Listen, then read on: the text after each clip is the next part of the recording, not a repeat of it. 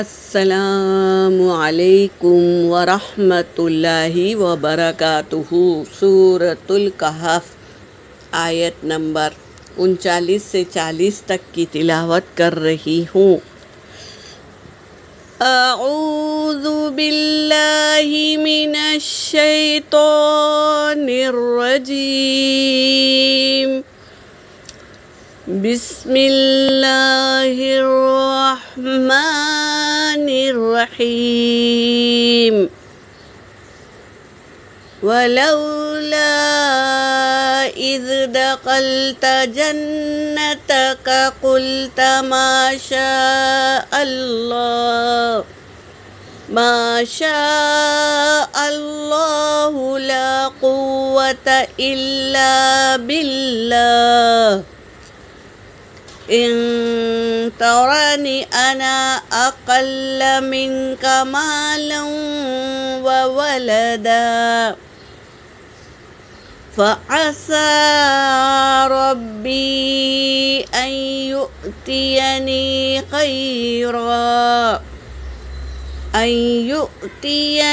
خيرا من جنتك ويرسل عليها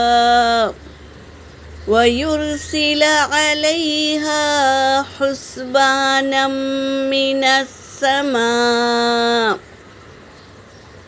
السماء فتصبح صعيدا زلقا۔ صدق اللہ العلی العظیم۔ ترجمہ کر رہی ہوں۔ ولولا، اور کیوں نہیں، اذ دخلتا، جب تم داخل ہوئے، جنتک، تمہارے باغ میں، قلتا، کیوں تو نے نہیں کہا، ما شاء اللہ، جو چاہے اللہ، لا قوت الا باللہ، نہیں ہے قوت سوائے اللہ کے ساتھ، ان ترانی، تو دیکھتا ہے، انا اقل، میں کم ہوں، بن کا، تجھ سے، مالا و ولدا، مال و اولاد کے اعتبار سے تجھ سے کم ہوں، فعسیٰ، پس امید رکھتا ہوں، ربی، میرے رب سے، ان یؤتینی، کہ وہ دے گا مجھے،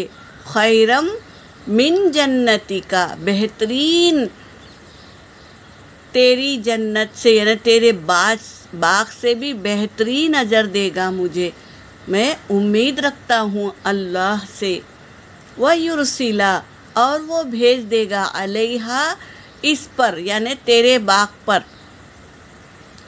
حسبانم من السماء، آسمان سے کوئی عذاب، فتصبح، پس وہ ہو جائے گا، سعیدن زلقا، کہ چکنا ہو جائے گا، کوئی کھیتی اس میں نہیں اگے گی، ایسا وہ باغ ہو جائے گا۔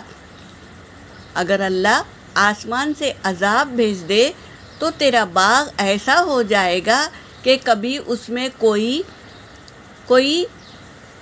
پھل نہ اگے گا، کوئی درخت نہ اگے گا، کوئی تنا نہ پھوٹے گا، ایسا چکنا ہو جائے گا۔ یہ کہہ رہا ہے وہ شخص جس کے پاس کوئی چیز نہیں ہے مگر وہ ایمان میں، اخلاص میں اس سے کہیں زیادہ ہے، اللہ پر یقین ہے اسے۔ آج کی آیت میں یہی بتا رہے ہیں۔ یہاں پر میری آیت ہو گئی۔ وآخر الدعوانا ان الحمد للہ رب العالمین۔